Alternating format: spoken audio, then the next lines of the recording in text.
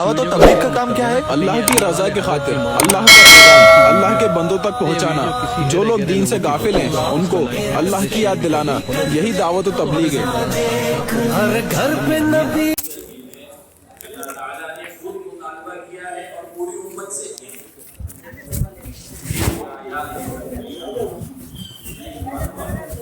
یہی کہا کہ علماء یا ایماندار یا مرد یا مرد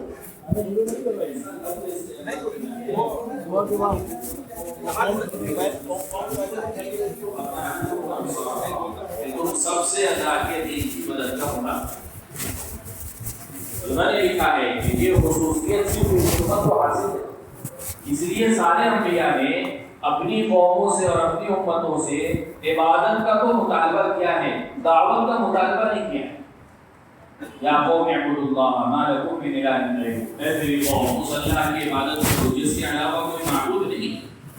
ہر نبی نے اپنی قوم سے عبادت کا مطالبہ کیا، لیکن آپ صلی اللہ علیہ وسلم نے اپنے صحابہ سے عبادت کے ساتھ ساتھ پہلے ہی دن اس بات کا مطالبہ کیا، من ینصرنی من یهدینی حتی ابلغ رسالۃ ربی، کون ہے میری مدد کرے، کون ہے مجھے ٹھکانہ دے تاکہ میں اللہ کے پیغام کو اللہ کے بندوں تک پہنچاؤں۔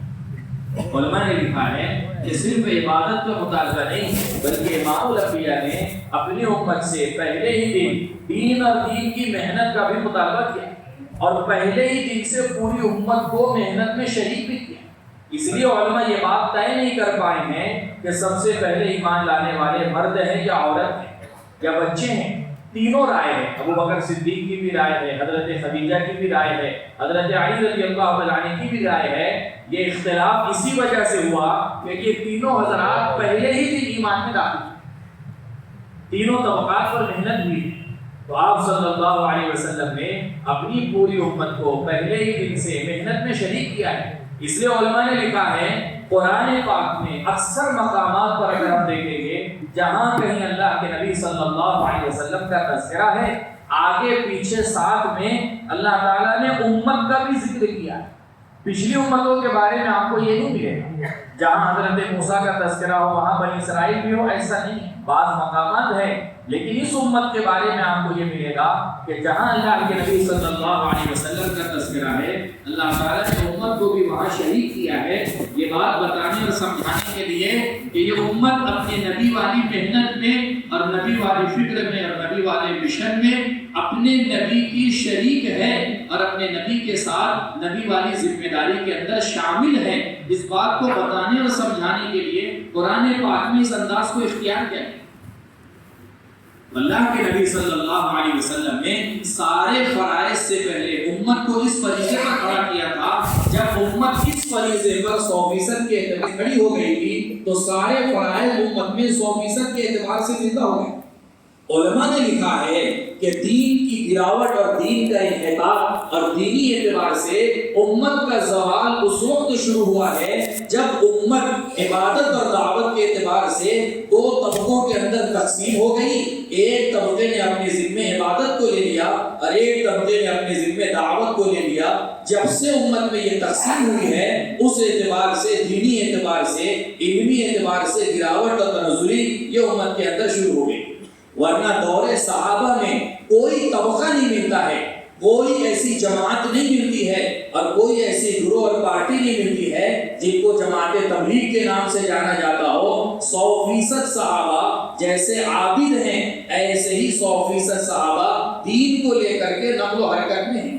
ایک غیر ایمان والے کو بھی صحابہ کے زمانے میں ایک غیر ایمان والے کو بھی یہ بات پتہ ہے کہ ان کی صفات کیا ہیں اور ان کی خوبیاں کیا ہیں۔ اس لیے فرمایا صحابہ کی جماعت کے بارے میں کہ وہ کون لوگ ہیں، کیسے ہیں، تو غیروں نے یہ تعارف کروایا ہے کہ رہبان باللیل فرسان بالنہار، کہ وہ رات میں مسلوں پر سوار ہے اور دن میں اپنی سواریوں کی پشت پر سوار ہے۔ آپ صلی اللہ علیہ وسلم نے 100% امت کو، علماء کو بھی، مالداروں کو بھی، شہری کو بھی، دیہاتیوں کو بھی اور مردوں کو بھی، عورتوں کو بھی، بوڑھوں کو بھی، جوانوں کو بھی، معذوروں کو بھی، بچوں کو بھی، ہر فرد امت کو دین اور دین کی محنت کو لے کر کے نقل و حرکت پر کھڑا کیا تھا۔ 100% امت 100% دین کی داعی تھی۔ اس لیے میرے دوستوں بزرگوں اور عزیزوں، آج امت کا ایک بہت بڑا طبقہ اچھے دیندار، اچھے پڑھے لکھے عبادت کے چھوڑنے کو تو گناہ سمجھتے ہیں، نماز کے چھوڑنے کو گناہ سمجھا جا رہا ہے، روزے کے نہ رکھنے کو گناہ سمجھا جا رہا ہے، لیکن وہ محنت جس کے چھوڑنے کی وجہ سے یہ سارے فرائض چھوڑے جا رہے ہیں، اس محنت کے چھوڑنے کو گناہ نہیں سمجھا جاتا۔ سارے منکرات کو منکر سمجھا جا رہا ہے، شراب کا پینا بھی منکر ہے، زنا کاری، بدکاری، چوری، ڈکیتی منکر ہے، لیکن جس محنت کے چھوڑنے کی وجہ سے یہ سارے منکرات وجود میں آ رہے ہیں، اس محنت کے چھوڑنے کو منکر نہیں سمجھا جا رہا، اس محنت کے چھوڑنے کو گناہ نہیں سمجھا جا رہا ہے۔ اس لیے اب تک یہ احساس پیدا نہیں ہوا کہ اگر میں نہیں کر رہا ہوں تو میں ایک جرم کر رہا ہوں اور میں یہ بھی ایک معصیت اور نافرمانی ہے۔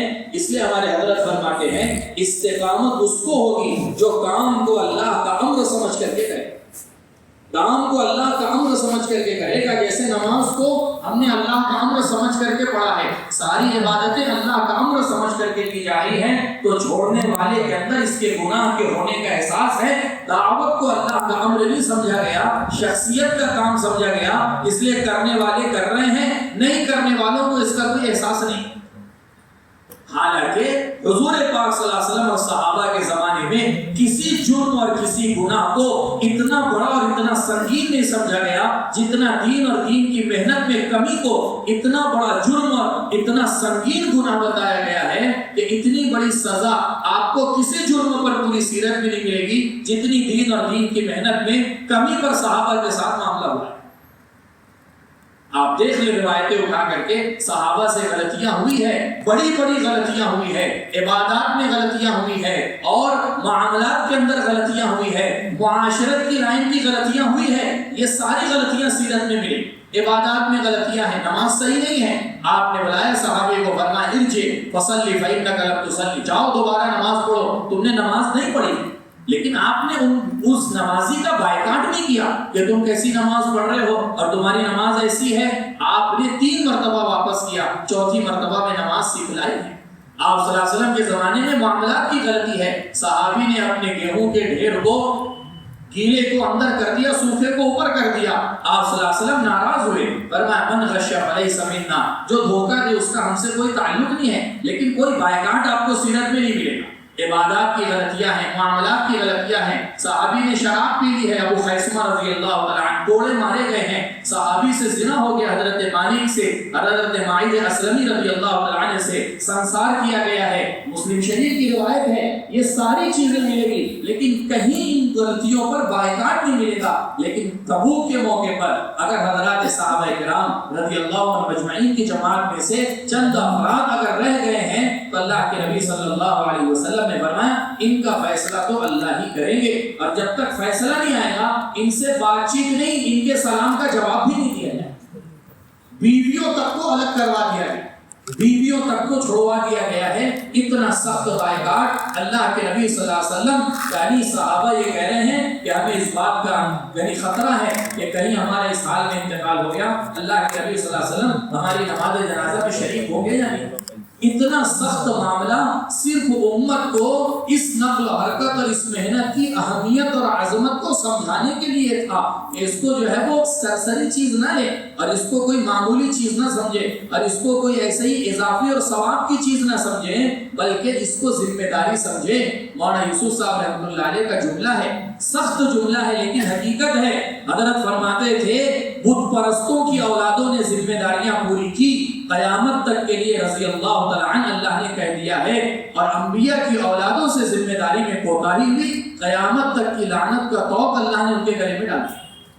لعن الذین کفروا من بنی اسرائیل علی لسان داؤد و عیسی ابن مریم، یہ بنی اسرائیل انبیاء کی اولادیں ہیں، لیکن قیامت تک یہ لعنت قرآن کا حصہ بن گئی اور قیامت تک پڑھی جاتی رہے گی۔ کہا کہ یہ لعنت ذمہ داری کے چھوڑنے کی وجہ سے، ذمہ داری میں کوتاہی اور سستی کی وجہ سے ہے، اور جنہوں نے ذمہ داریوں کا حق ادا کر دیا جانی مالی ہر اعتبار سے، تو اللہ کہہ رہے والسابقون الاولون من المہاجرین والانصار والذین اتبعوہم باحسان رضی اللہ عنہم ورضوا عنہ، کہ یہ وہ ہیں جن سے اللہ راضی ہو گئے اور یہ اللہ سے راضی ہو گئے۔ اولئک هم المفلحون، یہ کامیاب ترین لوگ ہیں۔ اولئک هم الفائزون، یہ کامیاب لوگ ہیں۔ تو ذمہ داریوں کے پورا کرنے کے اعتبار سے ہے، نسبتوں کے اعتبار سے نہیں۔ تو میرے دوستوں، بزرگ اور عزیزوں، اللہ کے نبی صلی اللہ علیہ وسلم نے 100% صحابہ کو اس ذمہ داری کے اوپر کھڑا کیا تھا۔ انتہائی سخت سے سخت حالات میں، انتہائی کسم و کرسی میں، بے سر و سامانی میں، اسباب کی قلت میں، اللہ نے اس جماعت کو اسی لیے منتخب کیا ہے تاکہ قیامت تک کے لیے اس کو نمونہ بنایا جا سکے۔ دین اور دین کی محنت کے لیے ملک مال ضروری نہیں ہے، دین اور دین کی محنت کے لیے اسباب کا ہونا ضروری نہیں ہے۔ جتنی خالی اسباب سے یہ جماعت رہی ہے، قیامت تک اتنی زیادہ قسم و کرسی میں شاید ہی کسی جماعت کو پیش کیا جا سکے۔ ہماری جماعتیں سواری سے ہیں یا کم از کم پیدل ہیں، لیکن پیدل چلنے والوں کے پیر میں چپل جوتے ہیں۔ یہاں تو تبوک کی جماعت کا حال یہ ہے، اپنے دامنوں کو بھاڑ کر کے اپنے پیروں میں لپیٹ رہے ہیں، اس لیے کہ پیر میں پہننے کے لیے چپل کے خریدنے کی بھی استطاعت اور طاقت نہیں ہے۔ اپنے آپ کو کنکر اور پتھر سے بچانے کے لیے اپنے کپڑوں کو پھاڑ کر کے اپنے پیروں میں چیتھڑے بنا کر کے اس کو لپیٹ رہے ہیں۔ آپ اندازہ لگائیں، وہاں تو سواریاں دور کی بات ہے، پیر میں پہننے کے لیے چپل کا بھی صحیح سے انتظام ہے۔ ہماری جماعتیں ماشاءاللہ یعنی پانی کا، کھانے کا، راحت آرام کا، ساری چیزوں کا انتظام ہے۔ وہاں حال یہ ہے، حضرت عمر رضی اللہ عنہ فرماتے تھے اسی تبوک کے سفر میں جو سواریاں کھانے کے لیے ذبح کی جاتی تھی، ان کی جو اوج نکلتی تھی، جو ان پہ اوجڑی رہتی تھی، اس کو نچوڑ کر کے جو پانی جمع ہوتا تھا، بعض مرتبہ اس کو پی کر کے لوگوں نے اور صحابہ نے اپنی پیاس بجھا لی۔ پانی کی قلت کا عالم، کھانے کی قلت کا عالم، چیزوں کی قلت کا عالم ہے، لیکن اس کے باوجود میرے دوستوں، بزرگ اور عزیزوں، کہیں ایک مثال آپ کو سیرت میں ایسی نہیں ملے گی چیزوں کی کمی کو بہانہ بنا کر کے اور چیزوں کی قلت کو عذر بنا کر کے دین اور دین کی محنت سے صحابہ نے اپنے آپ کو پیچھے کیا ہو، بلکہ میرے دوستوں، بزرگ اور عزیزوں، ہر ایک نے ہر حال میں اور ہر عذر میں اپنے آپ کو دین کی محنت پر کھڑا رکھ کر کے امت تک، قیامت تک آنے والوں کے لیے اپنی زندگی کو عملی نمونہ بنا کر کے پیش کیا ہے کہ کوئی حال، کوئی عذر اور کوئی موقع دین اور دین کی محنت کا صحابہ نے جانے نہیں دیا۔ بہانہ کرنے والے اس زمانے میں تھے، لیکن وہ صحابہ کی جماعت نہیں تھی، وہ کوئی اور جماعت تھی جو بہانے کرتی تھی۔ اللہ تعالیٰ نے ان کے بہانوں کو بھی قرآن میں ذکر کیا ہے، یعنی عذر کرتے تھے اور آ کر کے جھوٹے بہانے کہتے تھے۔ اللہ تعالیٰ اپنے نبی سے کہہ رہے ہیں، ان سے کہیے، ان کے حالات کو اللہ بہتر جانتے ہیں، یہ سب ایسے ہی اپنے آپ کو بچانے کے لیے کہہ رہے ہیں۔ تولوا وهم فرحون، وہ پیر موڑ کر کے جاتے تھے، خوش جاتے تھے، ہم تو بچ گئے اور ہم تو جو ہے وہ ہم نے تو بہانے کر دیے، ہمارے عذر قبول ہو گئے۔ لیکن صحابہ کے بارے میں قرآن نے کہا ہے تولوا واعینہم تفیض من الدمع حزنا الا یجدوا ما ينفقون، اگر یہ جانے کی استطاعت نہ رکھنے کی وجہ سے واپس ہوئے ہیں تو ان کی واپسی کی کیفیت یہ ہے، ان کی آنکھوں میں آنسو ہے اور ان کے دل غمگین ہیں اور یہ اندر سے رو رہے ہیں اور بے چین ہیں کہ ہمیں اللہ کے راستے میں جانے کا موقع نہیں ملا۔ عبداللہ بن عمر رضی اللہ عنہ فرماتے تھے، جس رات اللہ کے نبی نے احد کے موقع پر مجھے واپس کیا، بدر کے موقع پر مجھے واپس کیا ہے، وہ ایسی رات میری زندگی میں کبھی نہیں آئی۔ پوری رات میں سو نہیں سکا ہوں کہ مجھے اللہ کے نبی صلی اللہ علیہ وسلم نے جانے سے واپس کیوں کر دیا۔ صحابہ کرام رضی اللہ عنہ مجمعین کا ہر فرد اس جماعت کا آپ کو ایسا ملے گا، کیا بوڑھے، کیا عورتیں، کیا بچے، کیا جوان، ہر ایک اس جذبے کے ساتھ زندگی گزار رہا ہے کہ دین اور دین کی محنت کے لیے میری جان اور مال استعمال ہو جائے اور میرا جان اور مال اس کے لیے قبول ہو جائے۔ ہر ایک کا جذبہ یہ ہے، اس لیے کھپانے کا مزاج، لگانے کا مزاج، قربانی کا مزاج، آگے بڑھنے کا مزاج، ایک دوسرے سے سبقت لے جانے کا مزاج۔ اب اس کے لیے جو قربانی دینے کی یعنی ضرورت اور مطالبہ آیا ہے، یہاں تک کہ مکہ جیسی سرزمین کا چھوڑنا، کیسے چھوڑا ہے صحابہ نے؟ حضرت عبداللہ بن عمر آخری زمانے میں، حجاج بن یوسف کا زمانہ تھا، حج کے لیے آئے تھے، پیر میں زخم لگا اور وہ زخم اتنا بڑھ گیا کہ وہ مرض الموت کی شکل تک وہ زخم پہنچ گیا۔ انتقال کا وقت تھا، اپنے بیٹوں سے یہ کہا کہ میں مر جاؤں تو مجھے جنت المعلا میں جو مکہ کا قبرستان ہے وہاں دفن مت کرنا، بلکہ حدود حرم سے باہر دفن کرنا۔ بچوں نے کہا ابا جان آپ ایسی وصیت کیوں کر رہے ہیں؟ فرمایا کہ ہاں، اس مکہ کو ہم نے اللہ کے دین کی نسبت پر چھوڑ دیا تھا، اب ہم یہاں پر دفن ہونا بھی نہیں چاہتے۔ ایسا چھوڑا ہے صحابہ نے مکہ مکرمہ کو کہ جہاں دفن ہونے کو لوگ اپنی سعادت سمجھتے ہیں اور واقعی سعادت کی چیز ہے، لیکن صحابہ کا جذبہ یہ ہے کہ اگر ہم نے ان علاقوں کو اللہ کے دین کی نسبت پر چھوڑ دیا ہے تو ہم ان علاقوں میں اب دفن ہونا بھی نہیں چاہتے۔ مدینہ المنورہ جیسی سرزمین میرے دوستوں بزرگ اور عزیزوں، آدمی 40 دن 20 دن 15 دن کے لیے جاتا ہے، واپس آنے والوں کی کیفیت آپ پوچھو، اس کی کیفیت کیا ہوتی ہے؟ جن کا اپنا آبائی وطن ہے، جہاں پیدا ہوئے ہیں، جہاں پلے بڑے ہیں، جہاں ان کی زندگیاں گزری ہے، سب کچھ جہاں ہے۔ آدمی دیہات کا بھی رہنے والا ہو، اس کو اپنے وطن سے محبت ہوتی ہے، اگر وہ علاقہ مدینہ ہو، اگر وہ علاقہ مکہ مکرمہ ہو، میرے دوستوں بزرگوں، اس کو چھوڑنا ہمیشہ ہمیشہ کے لیے کوئی آسان بات نہیں۔ اور اس سے بڑی قربانی صحابہ کے لیے ایک اعتبار سے مکہ بھی چھوڑ دیتے اور مدینہ بھی چھوڑ سکتے تھے، لیکن اس سے بڑی قربانی امام الانبیاء کی صحبت کا قربان ہے، حضور پاک صلی اللہ علیہ وسلم۔ کیوں؟ اس لیے کہ صحابہ کے نزدیک اپنے باپ کا ایمان لانا اتنی خوشی کی چیز نہیں تھی جتنا امام الانبیاء کے چچا کا ایمان لانا خوشی کی چیز۔ ایسی محبت کرنے والے کہ ابو قحافہ ایمان میں داخل ہوئے اور ابو بکر صدیق رو رہے ہیں۔ اللہ کے نبی نے پوچھا ابو بکر کیا بات ہے؟ فرمایا حضور آپ کے ہاتھوں میں میرے باپ کی جگہ آپ کے چچا ابو طالب کا ہاتھ ہوتا، میرے باپ کے ایمان سے مجھے خوشی ہوئی، لیکن چچا کے ایمان سے آپ کو خوشی ہوتی۔ ہمارے نزدیک آپ کی خوشی اپنی خوشی پر مقدم ہے۔ حضرت عمر رضی اللہ تعالی عنہ حضرت عباس کو لے کر کے آ رہے ہیں۔ جب حضرت عباس قید تھے بدر کے موقع پر، راستے میں حضرت عمر عباس سے کہنے لگے عباس میری درخواست ہے، گزارش ہے، التجا ہے، تم ایمان قبول کر لو، اس لیے کہ میں نے اللہ کے نبی صلی اللہ علیہ وسلم کو دیکھا ہے، جو بے چینی آپ کے تعلق سے ان کے اندر ہے، اگر تم ایمان قبول کر لو گے اللہ کے نبی صلی اللہ علیہ وسلم کو اتنی خوشی ہوگی۔ کہا میرے باپ خطاب کے ایمان لانے سے میں اتنا خوش نہیں ہوا جتنا حضرت عباس کے ایمان لانے سے خوش ہوا۔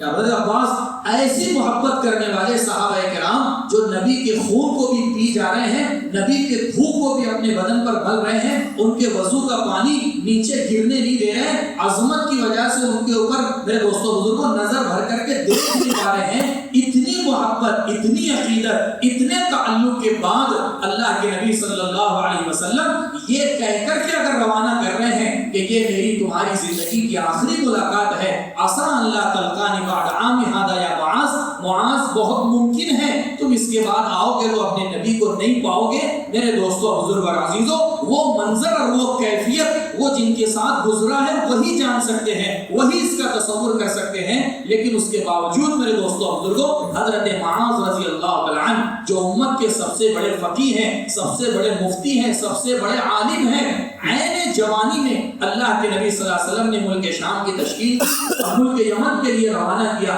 پھر ابو بکر صدیق رضی اللہ تعالی عنہ کے زمانے میں واپس آئے اور پھر حضرت عمر نے ملک شام پھر بھیجا حضرت معاذ بن جبل کو۔ اب جب شام میں طاعون کی وبا پھیل گئی تو حضرت عمر نے مدینہ سے خط بھیجا کہ معاذ بن جبل کو فوراً مدینہ واپس کرو، اس لیے کہ امت کا بہت بڑا سرمایہ ہے، ان کی ضرورت ہے امت کو اس وقت میں۔ جیسے ہی یہ خط حضرت معاذ کے پاس پہنچا تو خط کے پیچھے جواب لکھوایا، فرمایا امیر المومنین یہی وہ بیماری ہے جس کے بارے میں نے حضور پاک صلی اللہ علیہ وسلم سے سنا ہے، طاعون غیروں کے لیے تو اللہ کا عذاب ہے لیکن مومن کے لیے اللہ کا تحفہ ہے اور شہادت ہے۔ اگر یہ وہ بیماری ہے تو معاذ صرف اپنے لیے نہیں اپنے پورے گھرانے کے لیے اس بیماری کو اللہ سے مانگتا ہے۔ فرمایا امیر المومنین میں نہیں آ سکتا، اللہ نے مجھے یہ شہادت کا موقع دیا ہے، نہیں گئے مدینہ واپس۔ اور باپ بیٹے عبد الرحمن ابن معاذ اور حضرت معاذ ابن جبل کی خبر تھوڑے ہی فاصلے پر ہے، اسی بیماری کے اندر مبتلا ہوئے، باپ بیٹوں کا انتقال ہوا، دونوں بیویاں طاعون کے اندر شہید ہوئی، ایک ہی دن انتقال ہوا، ایک ہی قبر کے اندر دونوں بیویوں کو جو ہے وہ دفن کیا گیا ہے۔ صحابہ کے خاندان فیملی کی فیملیاں ملکوں میں جو ہے وہ زمین کا پیوند بنی ہے اور ملکوں کے اندر اللہ کے دین کی نسبت پر گئی ہے۔ جہاں دنیا کے اندر اسلام ہے وہ ان کی قربانیوں کی برکت سے اور وہ ان کی نقل و حرکت اور ان کے مجاہدے کی برکت سے۔ تو میرے دوستوں بزرگ اور عزیزوں، یہ اس امت کی سب سے بڑی خصوصیت اور سب سے بڑی فضیلت اور سب سے بڑی ذمہ داری ہے۔ یہ بیٹھنے کے لیے نہیں ہے، بیٹھنے والے تو وہ تھے جنہوں نے کہا انا ہاہنا قاعدون، موسیٰ تم تمہارا رب جاؤ ہم یہاں پر بیٹھیں گے۔ علماء نے لکھا ہے ایک مرتبہ اپنی مرضی سے بنی اسرائیل نے بیٹھنا طے کیا، اللہ نے 40 سال تک ان کو بٹھا دیا۔ فَإِنَّهَا مُحَرَّمَةٌ عَلَيْهِمْ 40 سنہ، اللہ نے قرآن میں کہا ہے تم بیٹھو گے کہ ٹھیک ہے بیٹھو، 40 साल तक उस मैदान से हिल नहीं पाए हैं। कहा कि तुमको बैठना है तो हम तुमको बैठा देंगे, 40 साल से वहां से निकल नहीं पाए। इस उम्मत की मेरे दोस्तों बुजुर्गों फजीलत बैठना, और इस उम्मत की सिफत बैठना नहीं है, इस उम्मत की सिफत तो खुरूज है।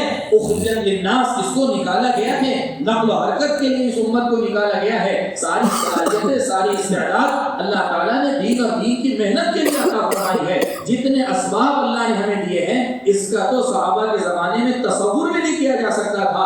इतनी सारी चीज़ों के होने के बावजूद भी मेरे दोस्तों बुजुर्ग अज़ीज़ों, अगर नक़्ल व हरकत में कमी है और अगर नक़्ल व हरकत से हम अपने आप को पीछे हटाएंगे तो फिर ऐसा ही नहीं है कि सिर्फ हम अपने एतबार से जिम्मेदार हैं, बल्कि उम्मत में जितनी बेदीनी, उम्मत में जितना फहुश, उम्मत में जितने मुनकरात और उम्मत के अंदर जितने गुनाह और मासी वजूद में आएंगे, मौलाना यूसुफ साहब रहमतुल्लाह अलैह फरमाते थे ये सब काम करने वालों के सहीफे में जाए। इसलिए कि मेरे दोस्तों बुजुर्ग अज़ीज़ों, पूरी उम्मत को एक फर्द के एतबार से जिम्मेदार बनाया गया और एक फर्द को पूरी उम्मत के एतबार से जिम्मेदार बनाया गया है। कहीं अगर दुनिया के किसी कोने में एक फर्द की जिंदगी अगर बेदीनी वाली है, उलमा ने लिखा है कि पूरी उम्मत के जिम्मे फर्ज है उस एक शख्स की बेदीनी को दीनदारी से मेरे दोस्तों बदलने। इस वक्त में जो हालात है, गैरून की कारगुजारियां हम पहले सुनते थे, यहाँ इर्तिदाद, वहाँ इर्तिदाद, यहाँ इर्तिदाद। अब हमारे अपने मुल्क में, हमारे अपने इलाके में, हमारी अपनी पक्की बस्तियों का हाल ये है मेरे दोस्तों बुजुर्गों, अगर हम निकलेंगे, मुलाकातें करेंगे, इख्तिलाफ करेंगे, लेकर के बैठेंगे तो पता चलेगा अभी जबान के बोल नहीं बदले हैं, लेकिन जहन बदल गया, सोच बदल गई, फिक्र बदल गई, चाल ढाल सारी चीजें बदल गई। अब जबान के बोल के बदलने में देर नहीं लगती है, वो सारी चीजें जो है वो अंदर में घुस चुकी है। इसलिए मेरे दोस्तों बुजुर्ग अज़ीज़ों, जिस मेहनत के जरिए से अल्लाह ने कर्न अव्वल में उम्मत को 100% के एतबार से दीन पर जमाया था, इमाम मालिक रहमतुल्लाह अलैह कसम खा करके कहते थे क़यामत तक के लिए वही तरीका उम्मत के लिए नमूना है जिस तरीके पर कर्न अव्वल में उम्मत की इस्लाह हुई है, उम्मत की तरबियत हुई है। अल्लाह ने ऐसा पाकीज़ा माहौल बनाया है, अल्लाह ने इतना खूबसूरत माहौल कि वो मक्का जहाँ 360 बुत है, क़यामत तक के लिए बुत परस्ती को अल्लाह ने वहां से खत्म कर दिया है। वो मदीना मुनव्वरा का माहौल जहां मेरे दोस्तों बुजुर्गों जहालत, बेदीनी सारी चीजें थी,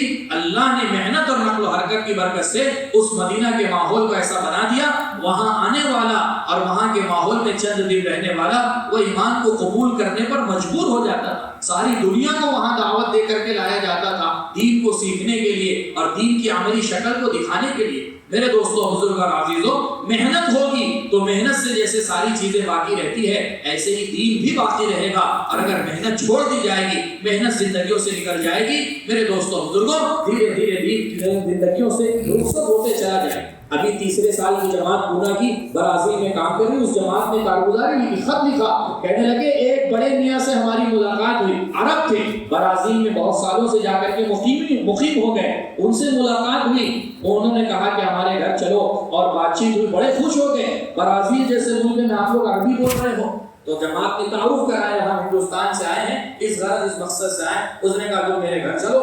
जमाने के बाद उसको कोई अरबी बोलने वाला मिला, घर लेकर के गए, चाय पान हुआ, फिर अंदर जा करके कागज लेकर के आए और ला करके कहा कि देखो ये मेरा शजरा नसब है, मैं हजरत हसन रज़ी अल्लाह तआला अन्हु की खानदान से हूँ, सादात में से है, लेकिन कहा कि मैं हूँ और ये मेरी बुढ़िया है, सिर्फ हम दो ईमान पर बाकी है, हमारी सारी औलादें कहा कि वो इस्लाम को छोड़ चुकी, इस्लाम को भी छोड़ दिया, हमको भी छोड़ दिया है, ये हमारा घर है, मैंने छोटी सी अपनी इबादत खाना मस्जिद बनाई है, मैं इबादत करता हूँ, और एक जमीन मैंने खुद अपने पैसे से खरीद के वक्फ किया है कब्रिस्तान के नाम से, ताकि हम मर जाए तो हमको दफन होने की जगह मिल जाए, ताकि ये मेरा शजरा नसब है हजरत हसन रज़ी अल्लाह तआला अन्हु की खानदान से, लेकिन हम दो के अलावा हमारे खानदान का कोई इस्लाम पर बाकी नहीं है और ना वो हमको पूछने के लिए आने के लिए तैयार। मेरे दोस्तों बुजुर्ग और अज़ीज़ों, ये हाल है जिनके आबा व अजदाद की कुर्बानी और जिनके मुजाहिदों की बरकत से दुनिया के अंदर इस्लाम का और अल्लाह के दीन का तारुफ हुआ है। मेहनत के छोड़ने की वजह से कई लाख की आबादी अरबों की इन ममालिक के अंदर बिखरी हुई है, लेकिन अक्सरियत की शनाख्त तक गुम हो गई है, पहचान तक गुम हो गई है कि ये ईमान वाले हैं भी या नहीं है। मेरे दोस्तों बुजुर्गों, सिवाय खुरूज के उम्मत के इर्तिदाद को रोकने की कोई शक्ल नहीं हो सकती। मौलाना यूसुफ साहब रहमतुल्लाह अलैह फरमाते थे, जो बातिल नक़्ल हरकत से दुनिया में फैल रहा है उसकी रोक भी नक़्ल हरकत से होगी। ایسا کبھی نہیں ہو سکتا کہ باطل نقل و حرکت سے پھیلے اور حق والے گھر بیٹھ کر کے اس کو مٹا.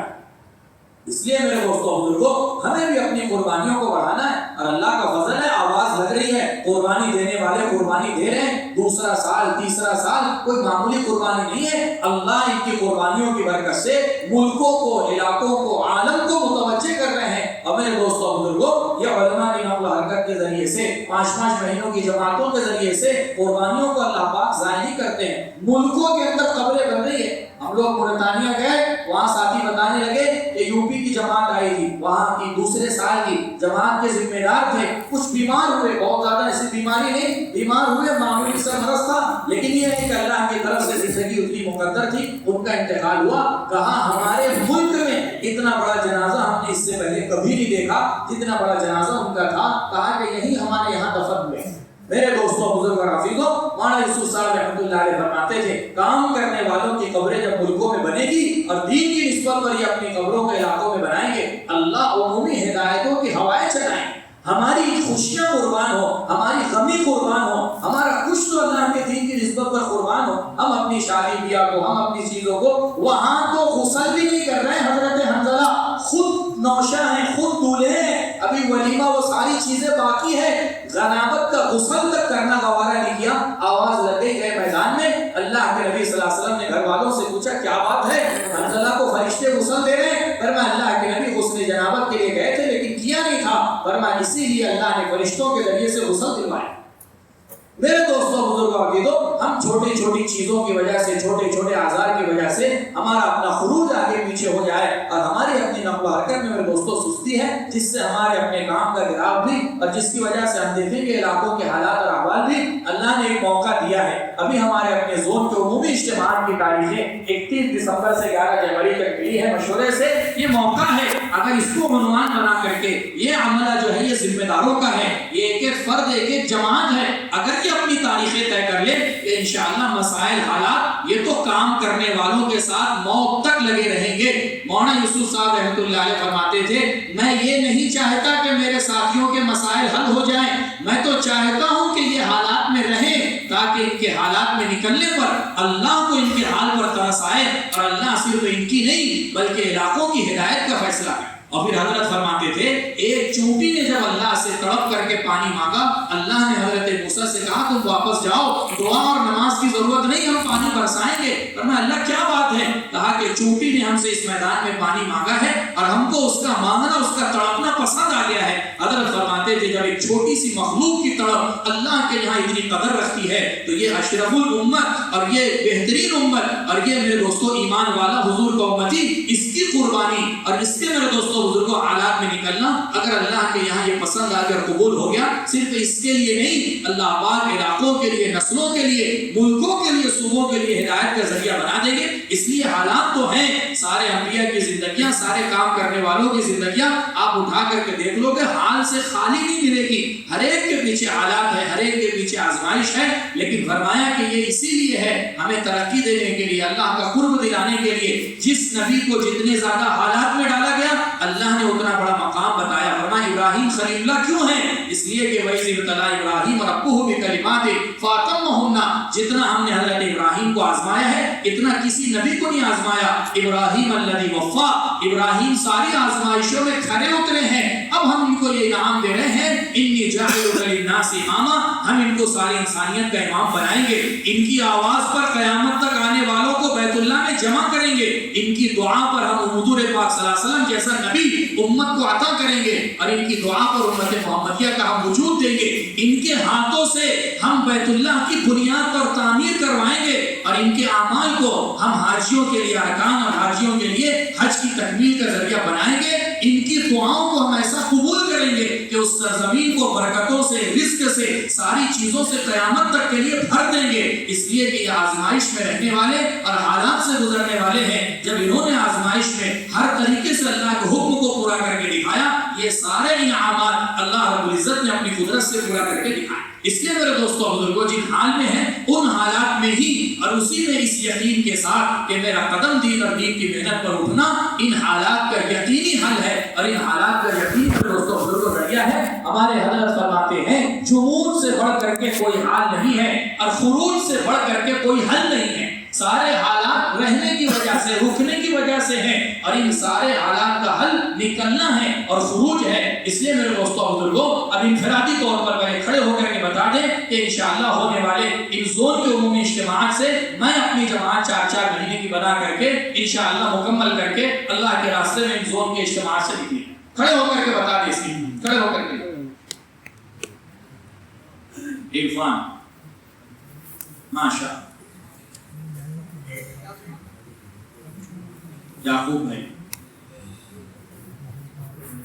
ماشاءاللہ جلدی جلدی کھڑے ہو جائیں جلدی جلدی بتائیں ماشاءاللہ. الطاف بھائی اللہ بے یہاں قبول فرمائے. جی ندیم بہت دور ہے سر 4 سال بعد چلی 4 آصف بھائی 4 مہینے الصمد الذي لم يلد ولم يولد ولم يكن له كفوا احد. يا حنان يا منان يا ذو الجلال والاكرام يا سيدنا ويا مولانا ويا غاية رغبتنا ويا خالق انفسنا ربنا ظلمنا انفسنا وان لم تغفر لنا وترحمنا لنكونن من الخاسرين. اللهم صل على محمد وعلى ال محمد كما صليت على ابراهيم وعلى ال ابراهيم انك حميد مجيد. اللهم بارك على محمد وعلى آل محمد كما باركت على إبراهيم وعلى آل إبراهيم إنك حميد مجيد. رب اغفر وارحم وتجاوز عما تعلم إنك أنت